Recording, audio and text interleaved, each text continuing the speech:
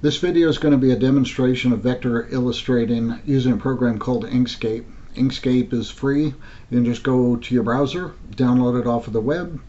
It's all I'm using, just public version. Now, I'm going to switch over to the program. Here's the Inkscape program. Now, Inkscape is a vector drawing program. What that means is that it's basically drawing with objects such as squares or circles, ellipses, lines,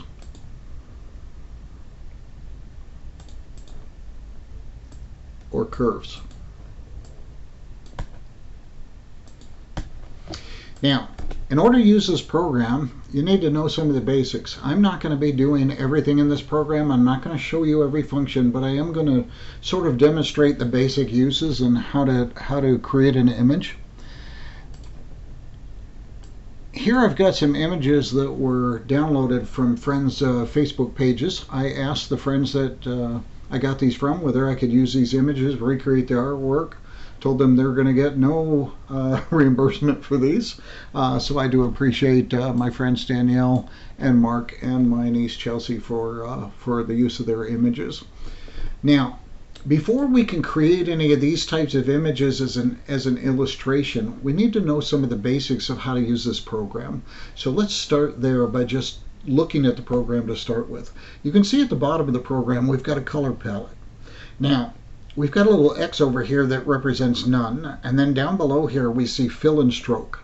What this means is that whenever we create an object, such as this rectangle that I've put here, it has a color for the inside, which I can pick by just left-clicking my mouse on whatever color I want down here. It has a stroke. The stroke is the outside, so you'll see that if I zoom in on this, you can see that the outside is blue. If I were to change that stroke or right-click on one of these, I could set the stroke color to a different stroke color. And here you can see what's happening to the image. Now, I zoomed in, but I didn't tell you how I zoomed in. I went to the magnifying glass and I went to the plus sign to zoom in. If I want to set my default to the window, I can just say show fit to page. Let me do that again. So here's fit to page, which basically just says show me the page. With the plus sign, or by just drawing a region around the area that I want and letting go, I can zoom in, or I can use the plus and minus to zoom in and out. Generally what I do is I zoom out to the page, or I zoom to the objects. So what this does over here is this says zoom me to whatever's been drawn on the page. Well, that gets me a little bit too close when I only have one or two objects. So I like to zoom out to the page, which is going to be this icon, so that I can see the full page and see where I'm at. How big I draw this doesn't really matter because we're using a vector program, and this is a scalable image. So I could draw outside this page border if I want, but generally I try to keep inside the area. The objects that we've got are objects on the page. If I create more than one, I'll change the color of this. So you can see that we can move these objects around. Each line, each curve, each circle, each rectangle is its own object, has its own coloring. I can also stack these objects or move them up down on the table surface. So if we think about this as if we were looking at a table of glass surfaces, obviously the rectangle looks like it's behind the circle. Well, up here I have commands that let me take it all the way to the bottom or all the way to the top. Now, let's say that I had two rectangles and a circle. I'll change this one to blue. Now, the blue one is on top of the other two objects. I can say go to the back, go to the front, or I can move down the stack or up the stack. So these commands right here basically bring us forward or backward on the layer, on the direct layer of the object. Now, the drawing, the program itself has what we call a layer over here. And you can see that I've got the layers menu open. I'm going to close these, show you how I got this menu open. I go to Layer, I come down here to Layers, I click, there's the Layer menu. Now, you can see we have one layer. Down here at the bottom, it tells me where my objects are. My objects are on Layer 1. Now, the Layer 1 is the table surface. I can lock that table surface by clicking this little padlock. Now if I try to click any one of these objects, they don't move. Unlock it. Now I can move the object. I can also click this little eyeball to hide the objects. Now, why would I want to do that? Let's say that I want to create a second layer. So I'm going to say I want a Layer 2. I'm going to change my coloring here to create a green square. Now, my green square is on Layer 2. I can move the table surface or the layers up, down, just like I can the objects. So if I move Layer 2 behind Layer 1, my green square is automatically going to be behind everything that's on the table surface of Layer 1. No matter how far I want to bring it forward, I can't bring it on top of the other layer because these table surfaces said Layer 1's on top, Layer 2's at the bottom. I may want to hide one of those layers. Now the reason for doing that is so that I can work directly on one layer without affecting the others. Normally what I will do is I will lock the bottom another layer, hide it, work on one surface until I'm ready, lock that surface, unlock the other so that I can see my whole illustration. Now you're going to see this as I use the program and as I do some illustrating. I'm going to remove, notice the plus and minus for adding layers or removing layers. I'm going to remove Layer 2, which is also going to delete that green square because it was sitting on Layer 2. I'm going to, oops, can't edit these unless I unlock them. I'm going to delete those objects. I'm going to start from the beginning again. Now we've got all sorts of commands over here and I'm not going to go through each one, but I've already shown you the rectangle, circle, and if I hold down the control button, I can have a perfect circle. If I hold down the control while I'm doing a rectangle, I can create a perfect square. Now, you can see on my square that my squares actually have, or my rectangles, actually have weird corners on them. So I'm going to explain that as well. We're going to zoom out. Actually, I'm going to draw a line before I do that. We can also do things like stars. So I can create a star. I can also change how many points are on the star. So if I wanted to create some type of an award like a certificate, I could do this. Now, notice the star shape. Big long spindles aren't really going to look like the gold seal on a certificate. So what you can see is I have what's called a node editor here. The node editor lets me move some of the points so that I could change the way that it works. Now let's see how node editing affects different things. Down here I've got the pencil. I'm going to click on the pencil. I can freehand, which means hold down my cursor, scribble, and let go. Now, what you'll notice here from the blue is that the outline went from where I started to where I ended, but it did not close itself. So I have a line that it tried to fill, even though I didn't connect those two edges. In that type of case, I would normally want to turn the fill off. So I'm going to left click on none to say, no fill. Now, instead of a blue outline, I'm going to change this to a black outline. Now, if I hold down as I did and let go, I get sort of a scribble pattern. If I click once, move, I can set my direction, I can set my length, click again, and I get a straight line. Click, click. Now, I can also create a series of connected lines. Click, click, click again, and notice what it says is, hey, do you want to start back where you were before? Yes, I do. Click. So if I want to do this as a continuous, I can say click, double click, double click, double click, double click. Then if I hit my escape key, it'll stop. Now, you can also tell the program using this icon over here that says enable snapping that you want it to find the points that were there before. So notice when I get close to an object, it says, oh, here's the end of that object. Do you want to continue that? Yes.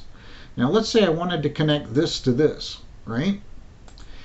Now, I drew one line earlier, I drew another line here, and I drew another line at a different time. Are these three connected right now? Let's look. Let's grab this one and move it. No, they are not. Now, they may be lined up to the same point, but they are not the same object.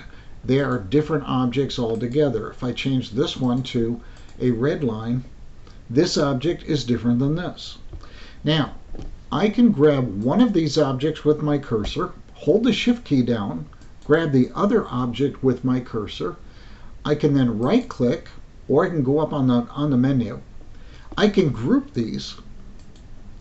Now they're connected as a group, which means they'll move together. But notice one is still red. Sorry about that.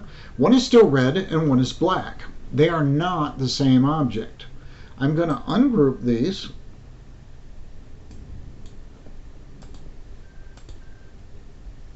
And I'm going to go up to this object menu, and I'm looking for the combine function, which I don't even see. Where is it? Ah, path. These are paths. This is not an object. This is a path. So here's my combine function over here. When I click combine, notice both objects retain the same coloring. If I were to change the outline to green, they both become green because it is one object. Now I'm going to go up to this node editor, which lets me move the points around. I'm going to click on these points, and you can see that although I have one object, I do not have connected points. This point did not connect itself to the other point. To do that, what I'm going to do is I'm going to draw a region around both of these 2 points. Down at the bottom, it says I have 2 of 4 nodes selected. Then I'm going to come right over here to this icon that says join those selected nodes. What that does is that now means that my object has 1 point here, not 2 different points. This is now one connected line that goes from one point to another to another. Now, notice that I said it's a line. It's a straight line from one coordinate point to another. I can use this function here to make the segment a curve, or while I'm in the node editor here, I can just click and grab it and pull it and make it curve. Now, let's say I accidentally did that and I didn't mean to do that. I can come up here and say, change that back. I want this to be a straight line. To do that, I need both sides, and now I click. I've got a straight line. Now, this is where the real power of this program comes from. Let me show you why. So, if I were drawing something like a face, I may click, click, click, click, click, click, and each time I'm doing this, I'm actually double clicking. Remember how I said double click? Escape. Now, I've got a face, but I don't have a controlled face. To really control the image for what we want to move these around and start controlling the very specific curves and the specific points that are used here. Zoom in on that drawing. I may even want to connect one of these points and say, I want this to be a continuous curve. So notice up here, I've got different types of points here. There's what I call a cusp point. A cusp point is what we have right now, where one curve and the other side of the curve are independent. This one might curve this way, this one might curve a different way. Now, you'll notice when I do that and I pull that curve out, I get these little handles here. The handles let me control the curvature.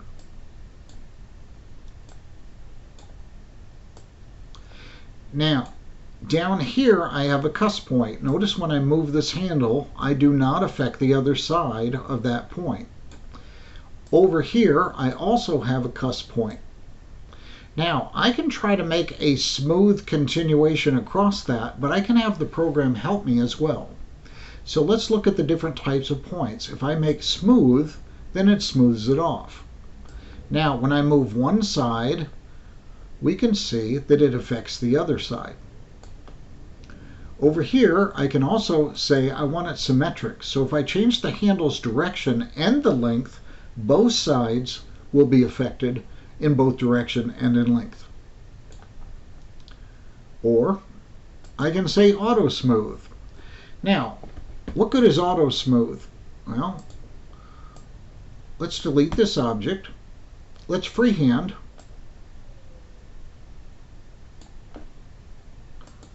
Grab the points. Now in this case we've got lots and lots of points, right? It makes it hard to edit if there's a whole bunch. Look at this whole bunch of points we got in here. Wow. Okay, I'm going to zoom back out. Let's zoom to our object. Go back to the node editor. On the path, I can say simplify this. So instead of all these points that we've got, I can say simplify, and I get a lot fewer points. Then, let's zoom out a little bit. Then if I use the auto smooth, I can sort of smooth off the rough edges so that I've got more of a lake type pattern if we're doing something like a golf course. Okay, we're not going to do a golf course, so those are some of our basic objects. Now let's talk about colors. Let's talk about the fill and the stroke. I'm going to draw out a rectangle. I'm going to set the edge of the rectangle to black. But I've got a real thick outline. I don't like thick outlines. I like to draw things in details and control them as I go. So when I come up here under Object, now you'll notice there's paths and there's objects. The path is basically the lines that I'm drawing, and the object is the controllable thing that I move around. A lot of times when I create a rectangle, for example, if I move the dots, you'll notice that there are not 4 dots shown. There's height, there's width, and there's the corners curvature, right? So that I can make a smooth or rounded corner rectangle, or wiener dog, or whatever I want there. Now, I have a rectangle, rounded corner, but I can't actually move the points independently. If I say, oops,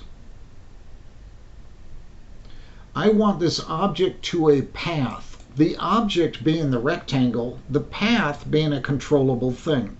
When I convert it to a path, I can now independently move these points.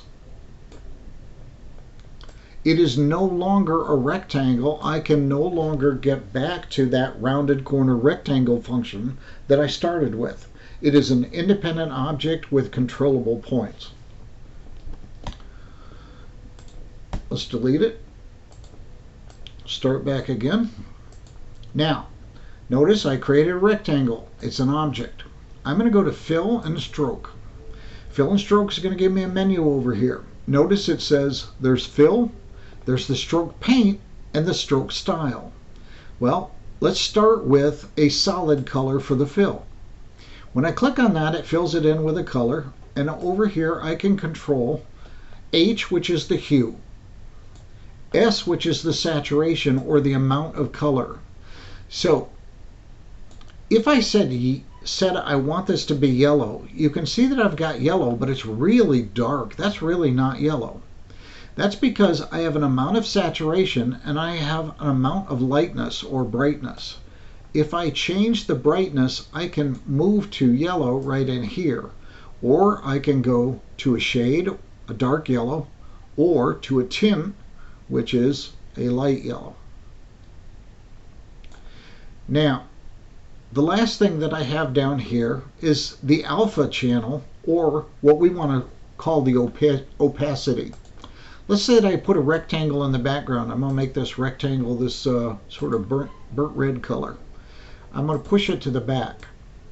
Okay, now I've got a rectangle here in burnt red, and I've got a yellow rectangle on top of it. If I change the alpha channel or the opacity, we can see through it. It still has a solid color, but I can see as a transparent object through that object to the other one. Let's create another one. I'm going to make this one blue. Now, I'm going to solidify this one.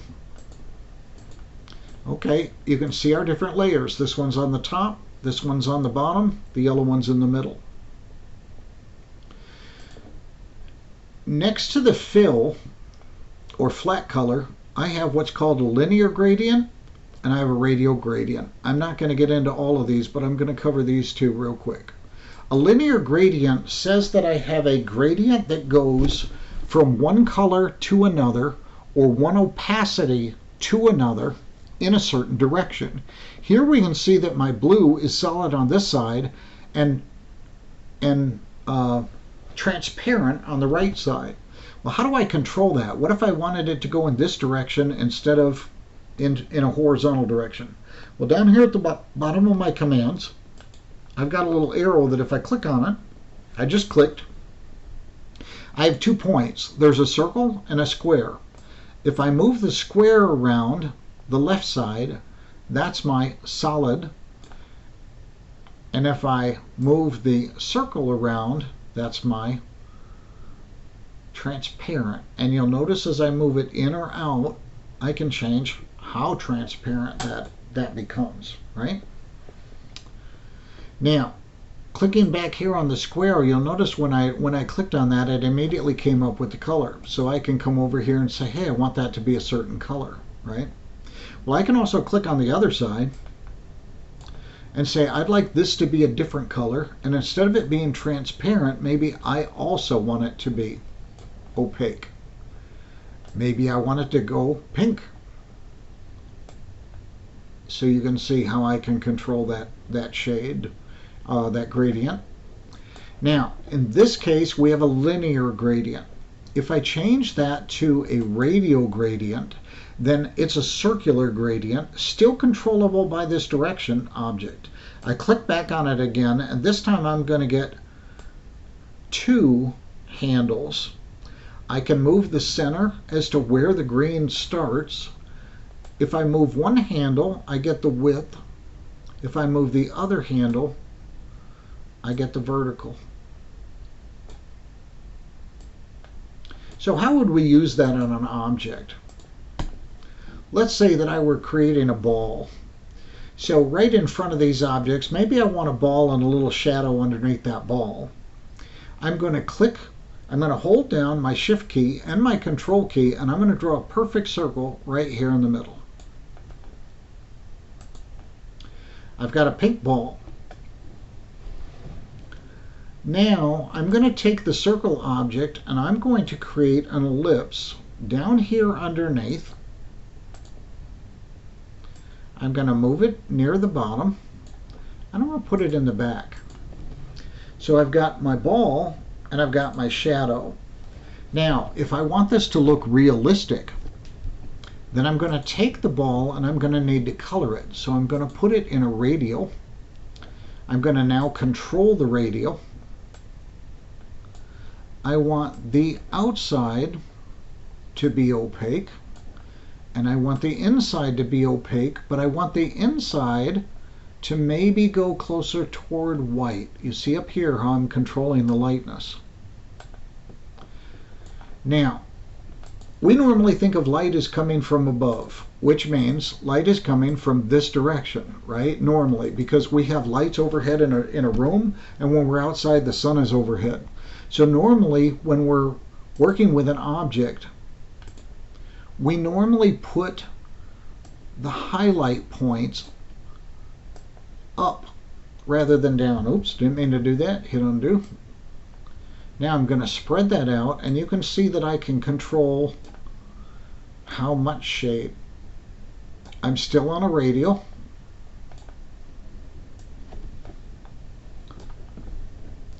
And maybe I want just a little highlight point here with no stroke. So I'm going to go to the stroke paint, turn that off, and my fill color is just going to be white.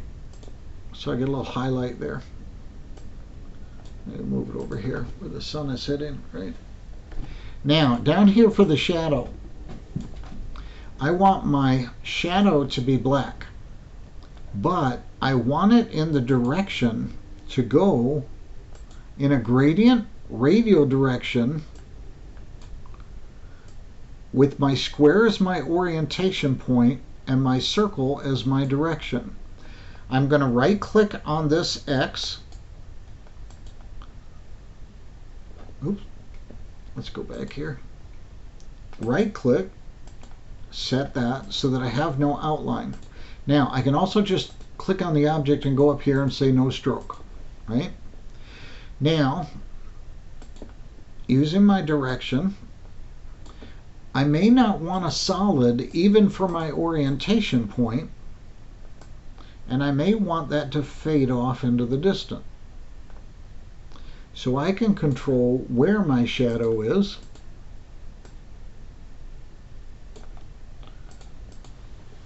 Relative to wherever my light source is. Okay, so that's how we use the gradients. I could have done that as a circular gradient. Brought that over here and stretched that out. Oops. Maybe even faded off both sides. Done it more like this. Okay, so those are our basic functions. If we want text, we just click on the text tool, type something. Now we have text. Whenever we're producing something with text, when we click on it and edit it, we have the fonts and things over here. And you can see it gives us a large choice of what we want to do. Change that, change its size, etc., etc. So we can use text. And notice the text is still an object, right? If I create a rectangle, put that rectangle behind my text, these are both objects. I'm still moving both of these objects independently. Okay, now, I made sort of a brash statement. I said you can pretty much draw about anything, even without any art talent. So let's look at how we might do that. Here's my sample images that I started with, little beach images. Now, I'm going to start with this one here. Let's pull it up. I like this one as a starting point because it's got several areas of distinct color. Here I've got an orange. Here I've got a black. Here I've got a bluish gray. A little bit lighter black. And then I've got another gray in between here, almost the exact same bluish gray. I've got some little birds here. I've got some little, I don't even know what these are, street lights or something in the distance. And a water scene. Now, I can draw this as detailed as I want, but I don't need it to be real detailed. I really just want to create that image. So let me show you how we're going to be able to do this, even without having any drawing capability of our own. I'm going to go to File. I'm going to say Import. I'm going to go to the source of where my files are stored. I'm going to click on the image that I want. I'm going to open that image up. It says, where do I want this image? What's my rendering mode? I click OK, and what we're going to see is that this thing is huge. So I'm going to say, click to zoom to object. Here's my image, which is giant size compared to my paper. I want to shrink it down. Now, if I click and move, I distort. I don't like distortion at all, especially on bitmaps. So I'm going to hold my control button down. My control button will keep that in proportion so that I can make it a smaller bitmap and move it onto the drawing paper. Okay, so all I did is I just hit control while I was moving that upper corner to resize it to the paper size. Now I'm going to go back to my magnifying glass, click back here on my default, zoom to page. Here's my image. Now, I have a plain background piece of paper with just a border. Remember, this border is just a simulation. There's no object there. I can't click the page. It's just an outline to give you an example of where a page might be, a printable area. So if I were to come in here and say, hey, print, this is the printable area. Okay, remember we had our layer menu that came from here. Well, that's still over here. I can click on it and bring it up top. Notice my menu for my fill and stroke went down. My layers menu is now on the top. So I can have multiple menus over here on the right side. I have one layer that has our bitmap. I'm going to lock that so that I don't affect the bitmap. Now when I click this bitmap, I can't grab it. I can't move it. I can't touch it. I also can't draw on it.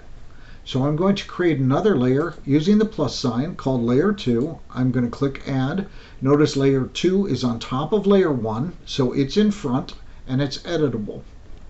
I'm now going to use the zoom function, but I'm not going to zoom by object. I'm actually going to just draw a region around because I don't like to be zoomed in all the way. I sort of like to be zoomed out a little bit.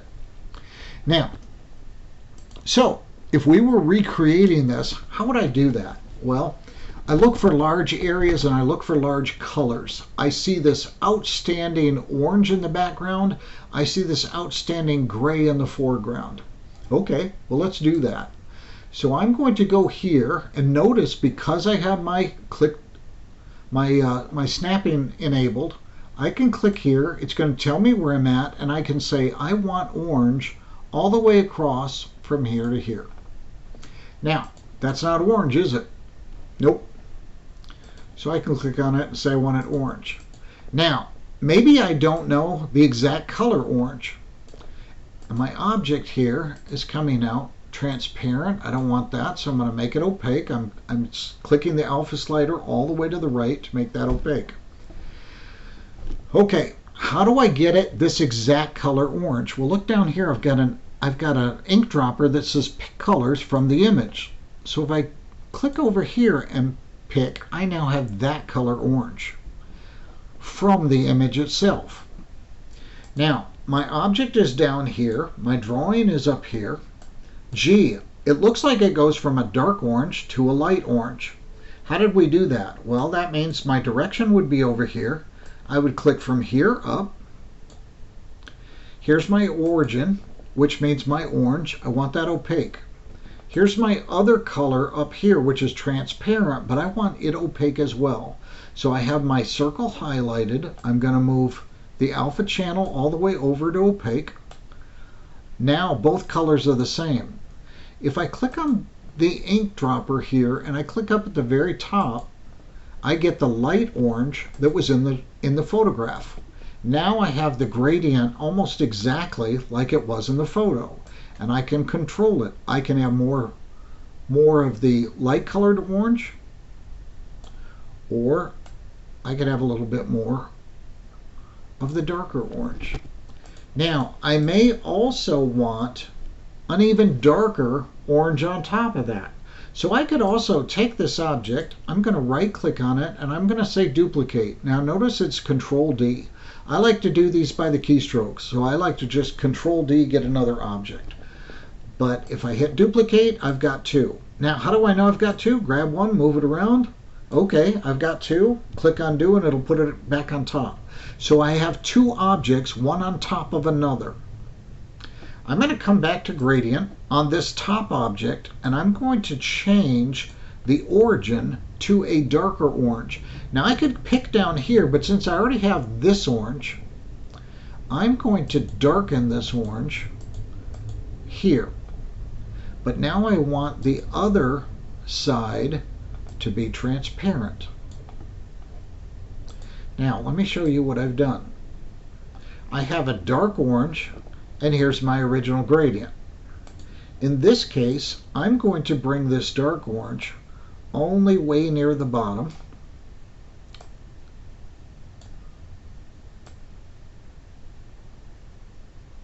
I want it dark only right along the edge of the tree line. Now, because I have my Snap to object enabled, I can grab that and lay it right on top of the other. Now I pretty much have pretty close to this gradient here. I don't want those two to move around. I don't want them to separate, so I'm going to grab these two objects, highlight them both. Down here at the bottom it says two objects selected, and I can say group. In other words, hold those two together, place them back up on top. Okay, there's our background. Now, let's go back over to our layers. If I hide the photograph, here's my background. If I bring the photograph up and hide my drawing, we can see how close we are. So we could get that exact if we want. I'm not worried about getting it exact. That's just an example. So now what we've got is an object on layer 2 on top of the photograph on layer 1. Notice the layer itself has an opacity as well. So I could change this opacity so that I can actually see the photograph or layer 1 through layer 2. So I can see how close I am. I'm going to lock that layer, hide it, and make another layer, layer 3. Okay, now I want water. Now, last time I took a rectangle and went with a rectangle across here. I could have also just drawn this as an object and said, I want to go from here to here.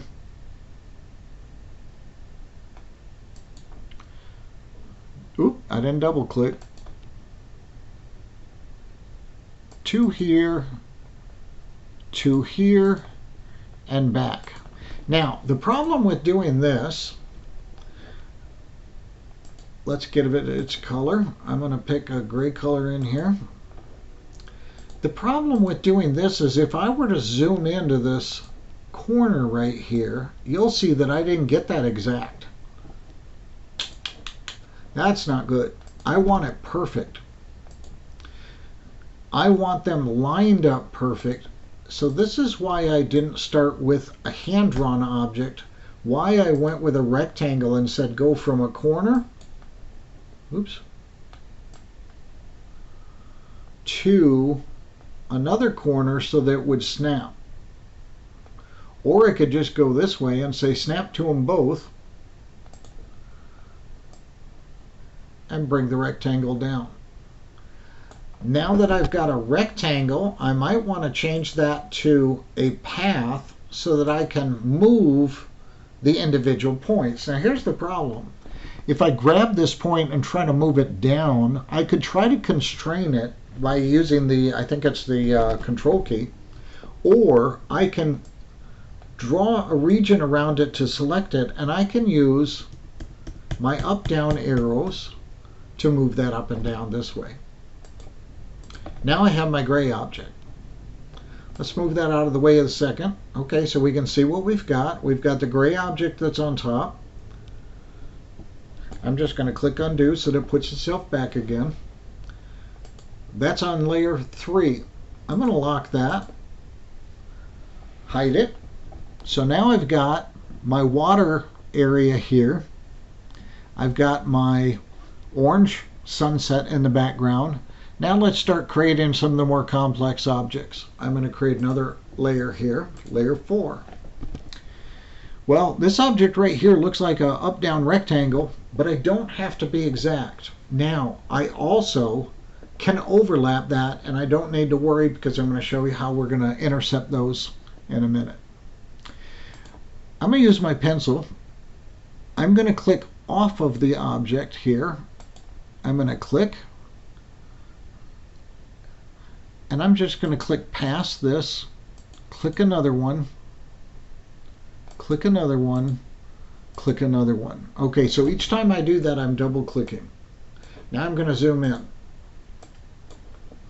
Now it's hard to see whether or not I got this in the exact right spot. So what I'm going to do is I like to change to a high bright green, and I'm going to change the strokes thickness. Now notice this time I'm going to stroke style. I'm going to change this thickness so it's very thin. Then I'm going to turn off the fill. That's still not thin enough. There we go. Now I can try to line these up exactly to where I see that pole in the drawing. Let's look at our drawing. Let's look at see how we're lined up there. That's pretty close.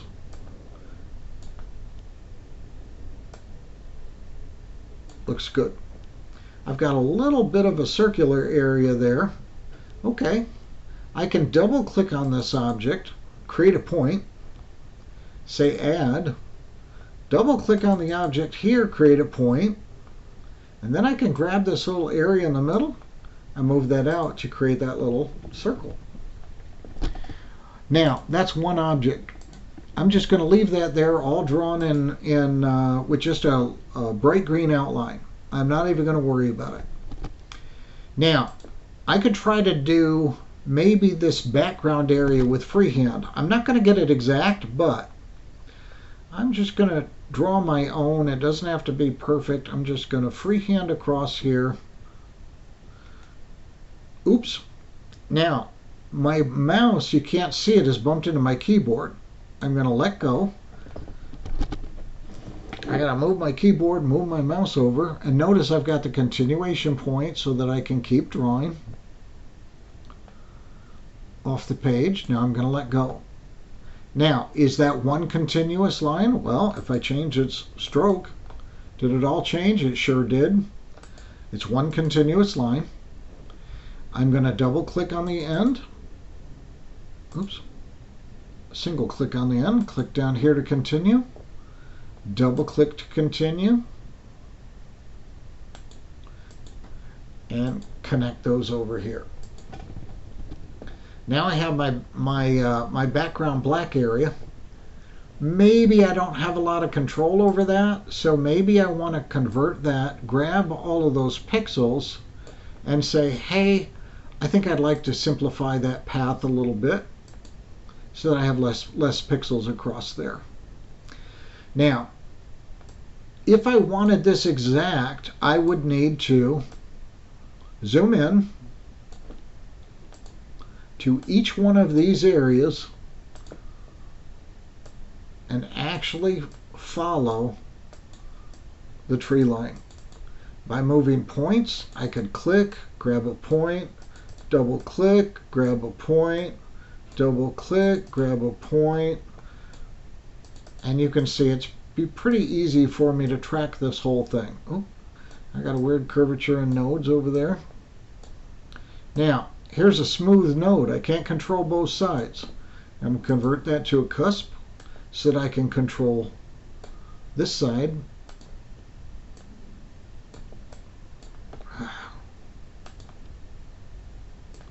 Independent of the other side. So you can see we can control the exact object here to duplicate what's in the photograph behind. Okay, now I've got my tree line. I don't have these little pole things in the background, so let's go zoom in on there. I'm just going to click, click, click, click, click, click, and I'm double clicking. Even though I'm saying click, I'm double clicking each time. There's an object. I'm going to move over here, click, click, click. Now, I can't get in because of my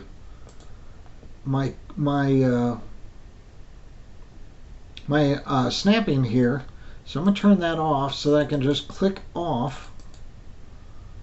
I'll bring this down. Now, I didn't get that pole very exact or very close, so I'm just going to come in here, and now I can grab those, move those around, simulate whatever I think that pole looks like. Maybe it's got a little curvature here, a little curvature here, a little curvature here. Notice I'm not worried about the overlap because it's not going to show because I'm going to make all of these black. Okay, I'm going to zoom back out and I'm going to move over and do the same thing to these poles over here. I'm going to my pencil. Let's zoom in a little bit further. Go to my pencil, click, up the pole.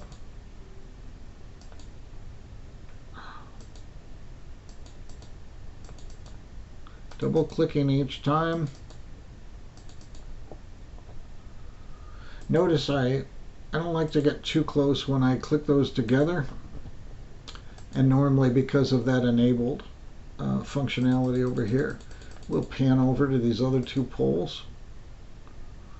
Click, double click, double click, double click, double click, double click, double click, double click, double click, double click, double click, double click, double click.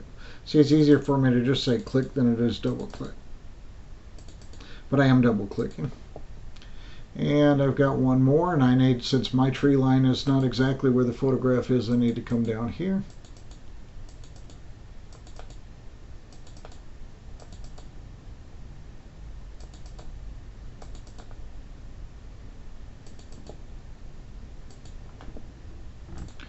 Let's zoom out. Here we go. So now we've got our poles back there. Now, let's go to our layers. Let's turn off that photograph so that we can see what we've got on this layer. Here's what we've got on this layer. Everything's locked except this layer. I can grab all of these objects and say I want them black. Now what you can see is we closely duplicate the photograph.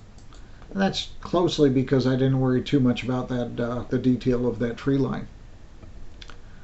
But my objects, if I zoom in, still have that bright green outline, that bright green stroke.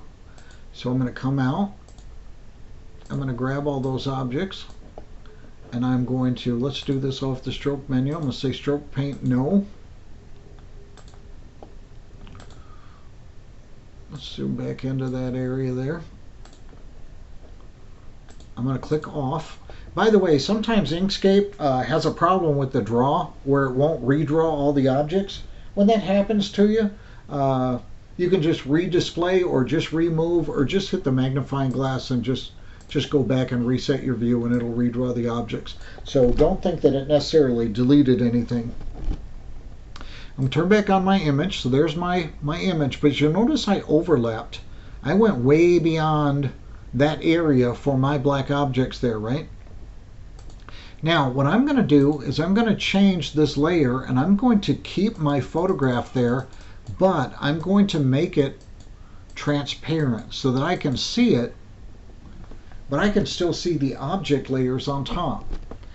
Okay, up at the top I have my poles, my tree line. On layer 3 I have my gray. Layer 2 I have my background. So here you can see how we're coming along with that, right? So I've turned on layer 2. I've turned on layer 4. I'm going to lock layer 4. Okay, we're starting to actually look a little bit like the photograph, right?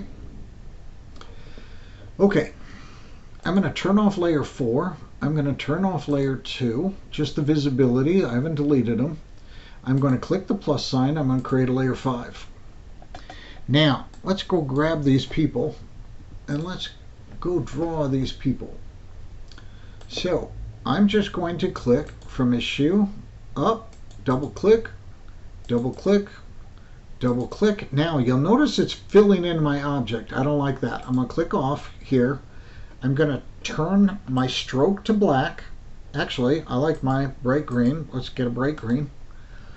And I'm going to change the fill, okay, so that I'm only drawing with outlines. Going back to my pencil,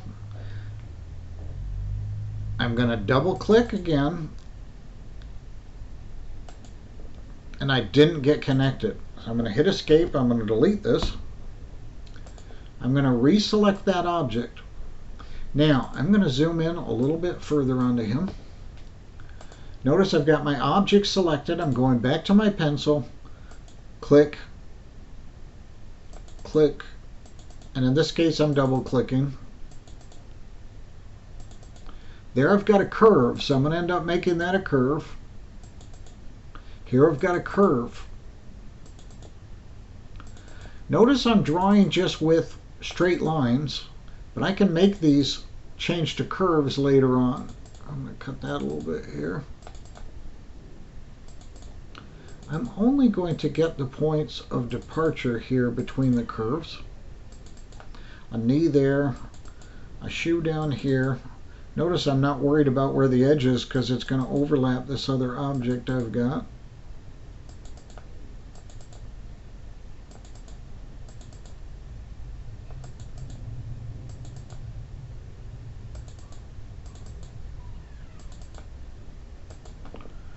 Okay, with my node editor, I can now move these out to grab the curves that we see in the photograph.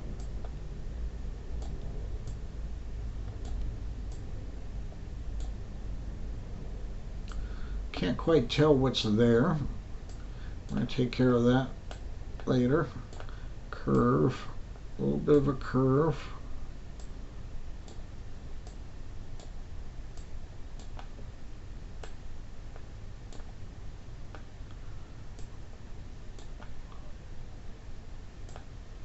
We're pretty close. Now, if that were this person, but I wanted the hair, I could do this. Let's say that I want this hair area. I'm going to freehand that. Then I'm going to extend beyond that to create an object over the top. So I freehanded this edge, but then I did just straight lines over the top. Now, imagine that I have the white as a solid white object, but maybe transparent. So I'm going to come down here to my fill with a gradient that goes from the upper right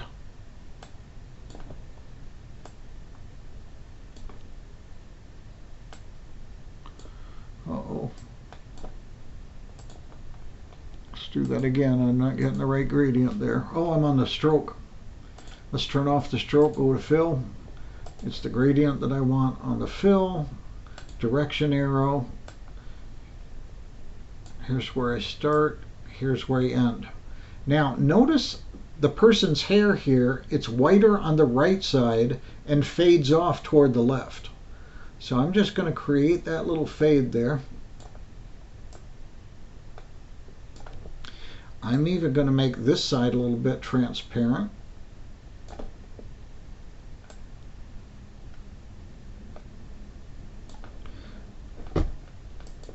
Okay, now I have the person outlined in green.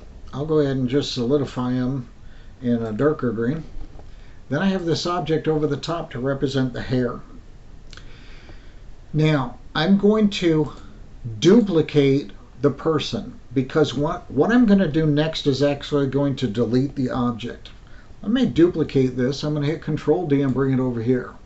I'm going to hit Control D on this and bring copy over here to show you what I'm going to do. I'm going to take these two objects and using my Shift key, I'm going to select them both. I'm going to put the hair on the top, making sure it's on the front. Now I've got the front, hair, and the body. Use Shift to select them both, and I'm going to come over here to where the objects are. Oh, I'm sorry, I want path. And I'm going to say I want the intersection. In other words, only where they overlap. When I do that, what it's going to do is it's going to delete one of the objects and leave the other, which is just going to be the overlap. So if I do that over here, I'm going to lose my coloring, right? That's okay, we'll do the coloring again.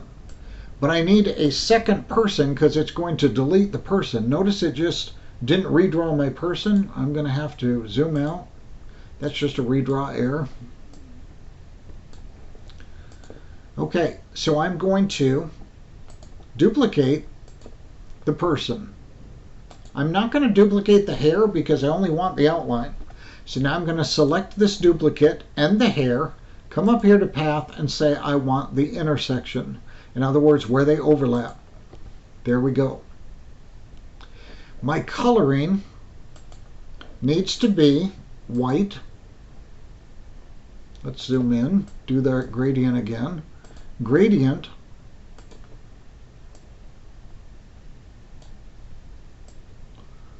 in this direction.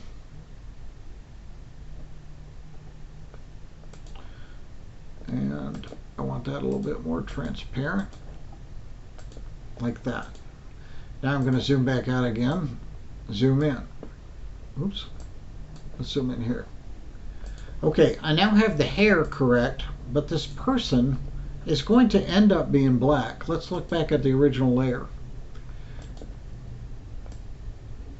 Okay, these people are almost as dark as everything else.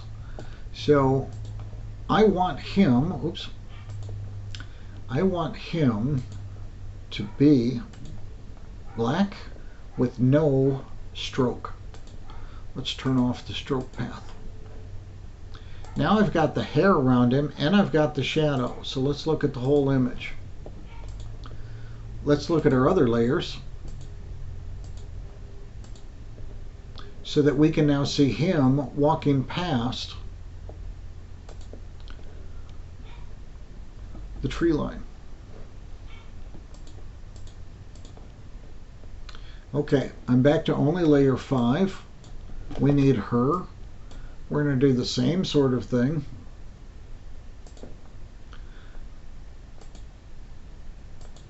Double click, double click, double click. It's giving me that annoying thing, so I'm going to right click. I hit escape.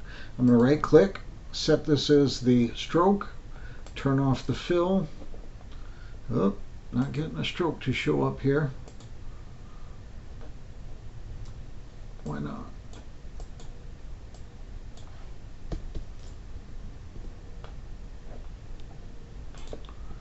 Oh, all right. It says I've got a stroke here. It says I have a distinct here. And my object is drawn on that layer. Is my stroke? Okay, what's happening here? Let's zoom in. My object seems to have disappeared. Let's find it again. Here's my object.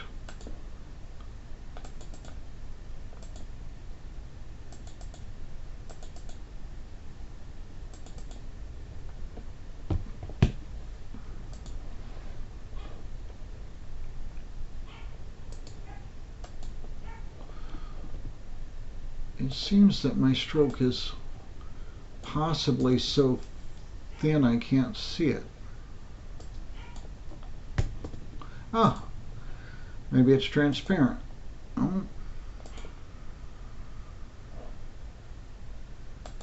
Okay, what happened to my stroke?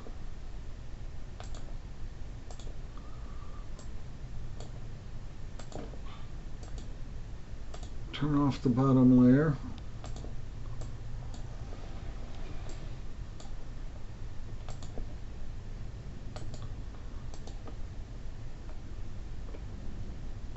It says that it's transparent. Oh, here it is. Okay, that's why. It was showing up as transparent, the alpha channel.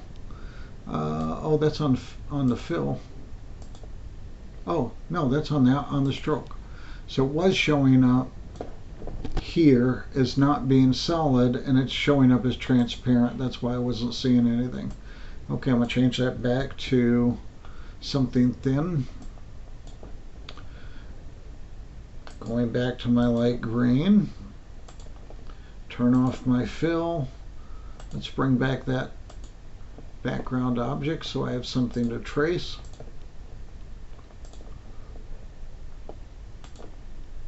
There we go. Notice I'm not going to worry about this elbow. I'm going to pull it out as a curve. I'm only getting where the points change, where things change direction.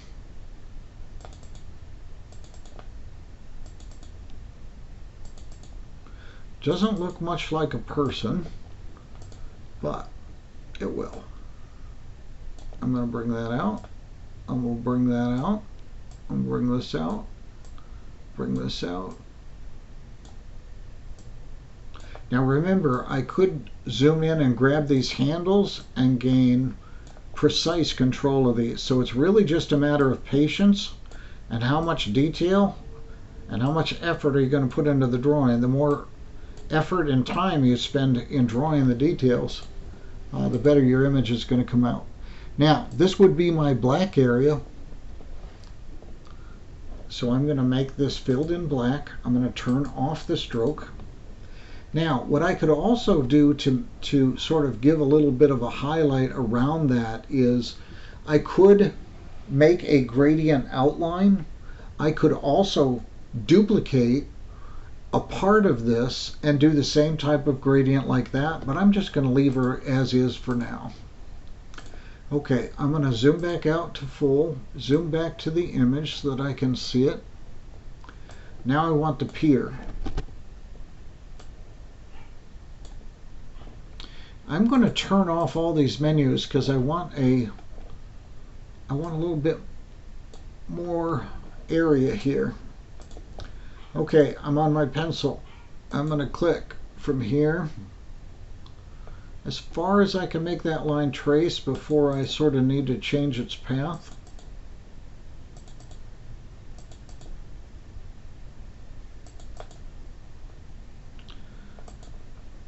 Hit escape. And I've got this annoying thing where I am drawing with fill.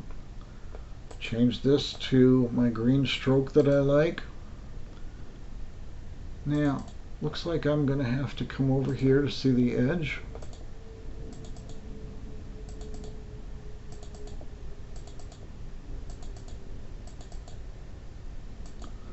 And maybe down here I just cheat.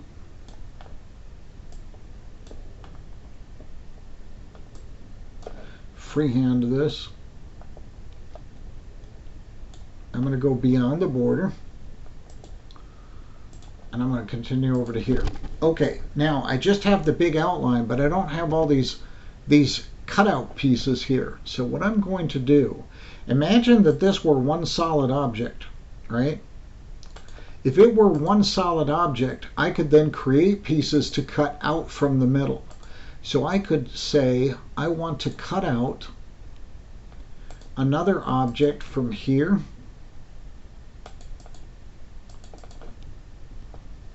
to here to here, another one from here to here,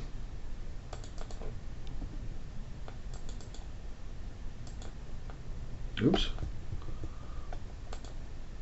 and get those to connect. Looks like I've got a little bit of a pier over here too.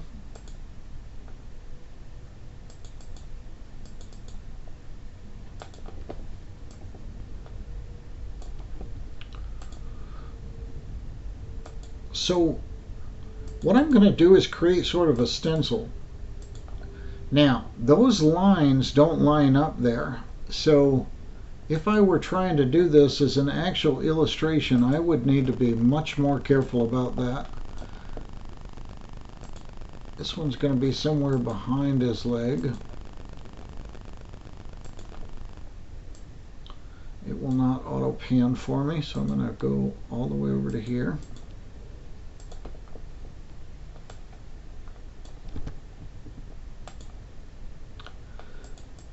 So where you get very professional about doing this is these lines would need to be exact with me, which means I have to be more careful about what kind of objects I'm creating to make sure that they're perfect.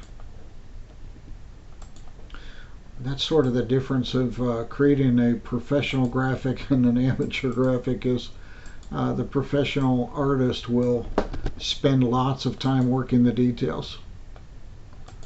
I am just doing an example, so I'm going to do this much quicker. I have some bumpy rocks in the background, so I'm going to go ahead and keep the bumpy rocks there.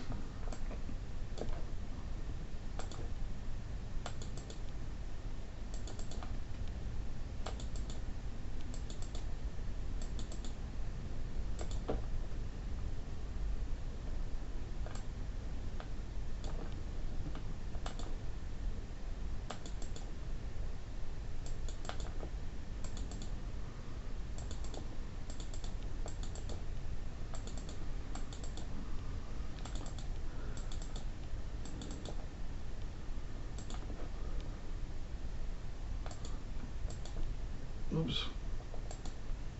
Okay, now I got to undo and undo again because I missed the snap. And I've got a little tiny one down here.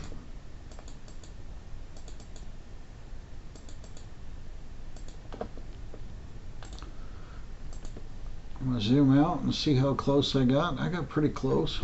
Oh, I didn't get this one in between here. Now, I can't see all the way across there, so what I'm going to do is I'm going to cheat. I'm going to click back. I'm going to draw the object, then I'm going to zoom in and adjust it.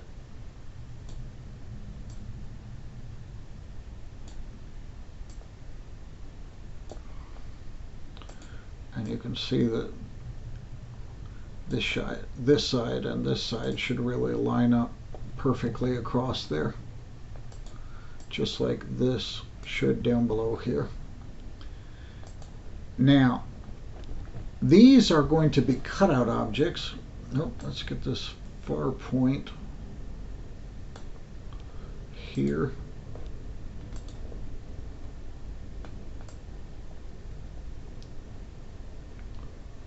Looks like it's somewhere around that. Actually, it looks like these curve a little bit.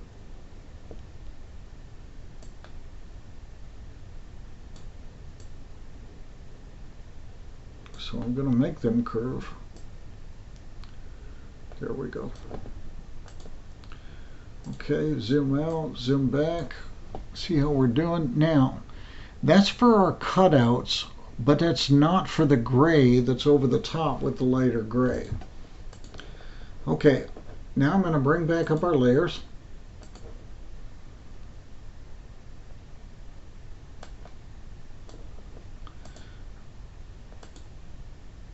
So here you can see the objects we've got. I need the pier. Let's see. Well, I guess I've already got the pier down here. Now, I'm going to make the pier purple just so that I can see it, because I'm starting to lose track of things. All of these other things are going to be cut out of the pier. So, let's zoom into this. I have this object, which I'm going to cut out of the pier. So I'm going to select it and the pier, path, and notice this time I'm going to say difference. Difference basically pops a cutout and destroys the top object. So I'm taking each one of these, I click, I hit shift, I click the bottom, I hit difference. I click, I hit shift, I click the bottom, I hit difference. I'm going to use the regional drag around the object to select it, shift the background, difference, delete it. Use the regional select, hit shift the background, difference, delete it.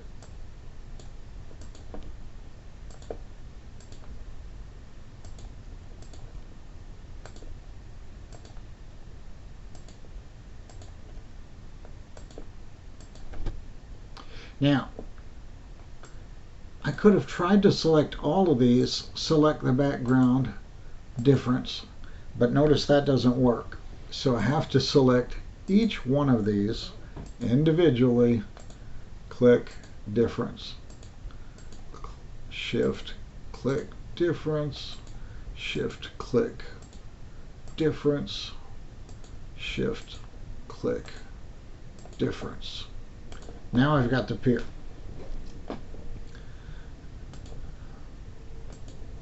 Okay, my pier should not be bright pink or purple. It's going to end up being black with no stroke. Now, that is not black. I can see that that is gray. So I need that to be black. Just like she is going to end up being black. Okay, let's look at our layers again. We have our background trees. We have him showing a little bit of hair. We could show a little bit of the top of her. We could also do that by just giving her a slight gradient on the top. Okay, there's our water area. Here's our sky. Notice that I overlapped these over the background. Well, I could do this. I'm going to grab and create a rectangle. Oops.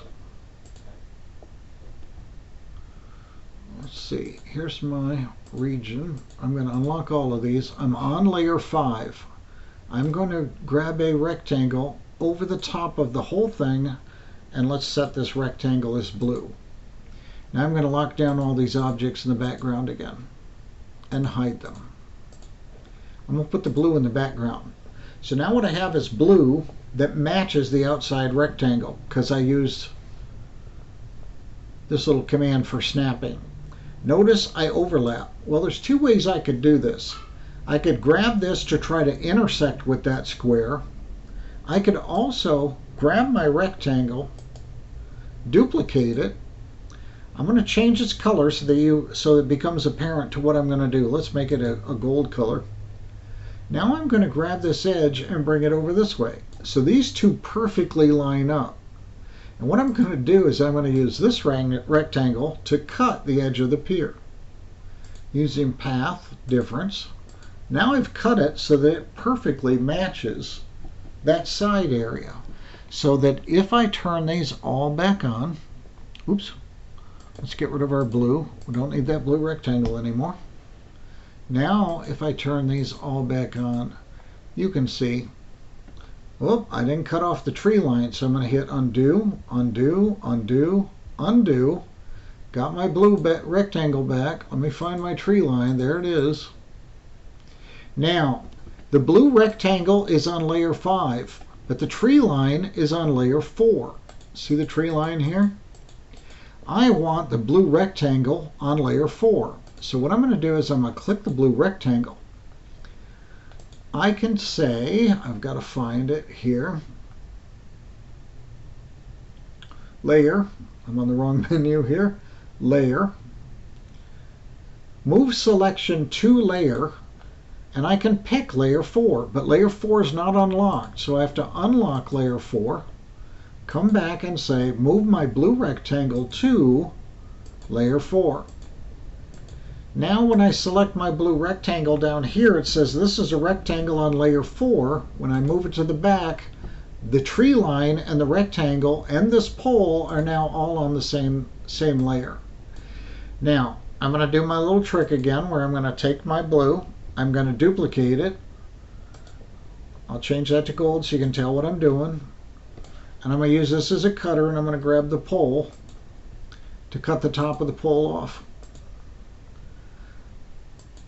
I'm going to do it again, duplicate, change to gold, move it over here to cut the edge of the tree line off. Grab it, duplicate it, change to gold.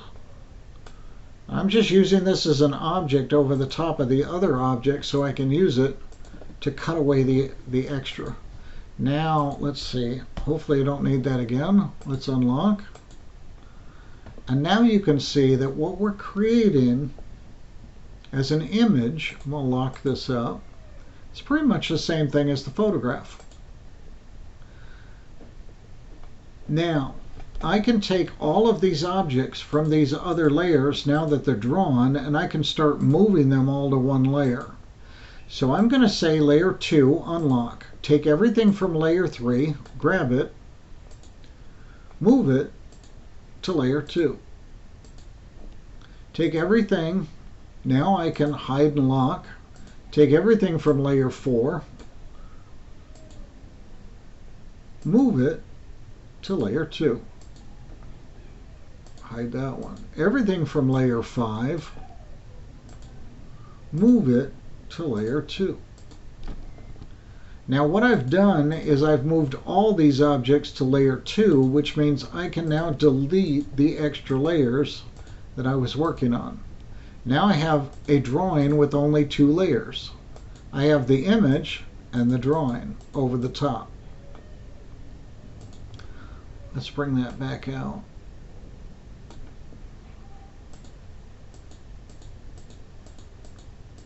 So you can see how we can illustrate from a photograph just by tracing or doing what we call onion skin over a photograph to almost precisely duplicate that photograph as a line art digital drawing. Now I'm going to do one more thing. I'm going to create another layer here. I didn't do that gray area. And since I'm pretty particular, I'm going to go ahead and do that gray area. It starts over here, it ends over here, comes back to over here. Okay, this yellow is going to be my gray area. I am going to make that transparent so that I can see it, so I can see both. And now I'm going to make little cutting objects, just like I did before.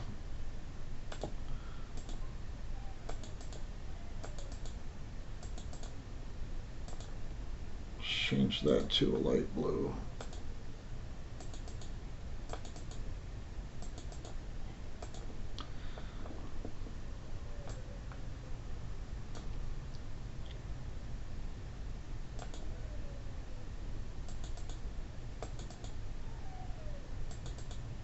So I'm going to use these little blue objects that I've created.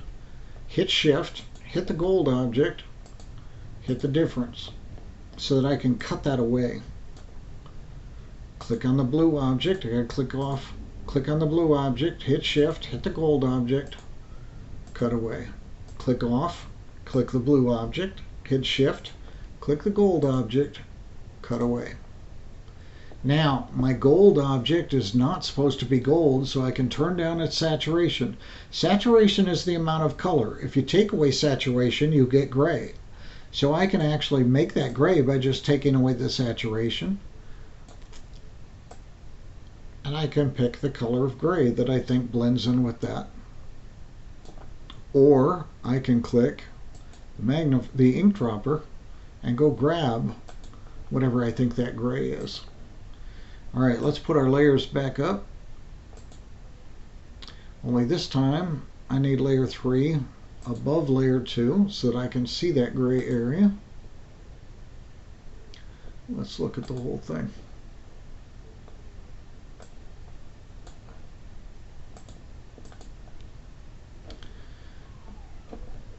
We'll take that object, move it to layer 2. Oops, I got to unlock layer 2.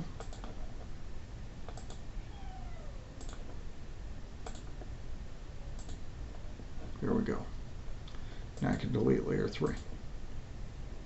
Lock that down. So here you can see our drawing versus the photograph. And if I wanted to do this water, I could do this water. If I wanted to do these birds, no problem. Unlock that.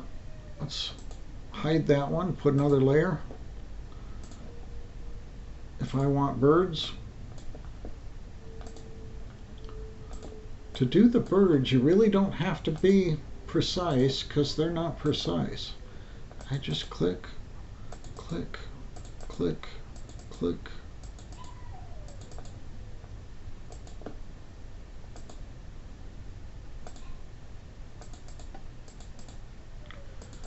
The birds are all blurry on the photograph, so we're going to just draw them just exactly as we see them. I'm not going to get into the curvature of the birds. I'm just going to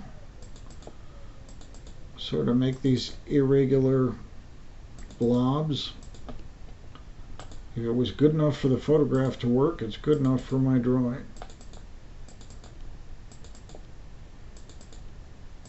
This time I'm just ignoring the fill. There we go.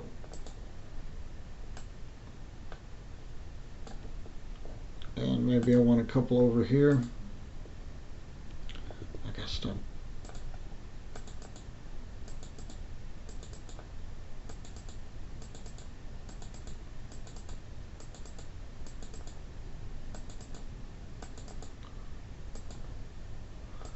Notice I'm not even tracing these exact.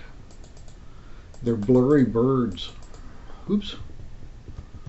Gotta redo that. I didn't do that well. I gotta turn off the snap. The snap is trying to grab my cursor away from me.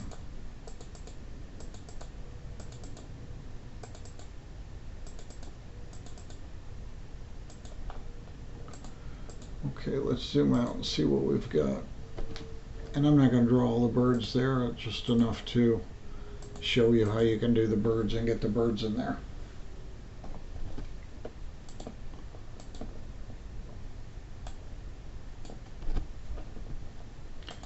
Okay, let's take our birds. We can grab everything from layer 3, move those birds to layer 2, delete layer 3. Now, I got pretty lazy with my birds. I could always grab some of these birds, duplicate them, and go, hey, let's grab that bird, bring that bird over there. Let's grab this bird, bring this bird over here.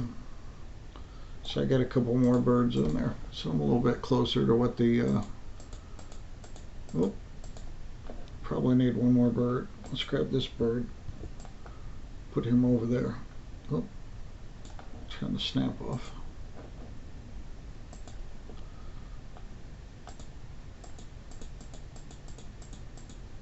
Okay, and you can see how close we are to the photograph. And if we got real detailed, we'd have a better drawing, more detailed and more like the photograph. Now, all that was tracing. It really wasn't artistic talent. So you don't necessarily have to have art talent. You just have to basically look at the objects, and you can onion skin, draw over the top of the layers, and recreate what's underneath and actually steal what's underneath. Now, there are a lot of advanced functions in this program. I'm not going to go through them all, but hopefully that gave you some examples, some type of understanding of how to do vector illustration, how to use Inkscape. So hope it was useful for you.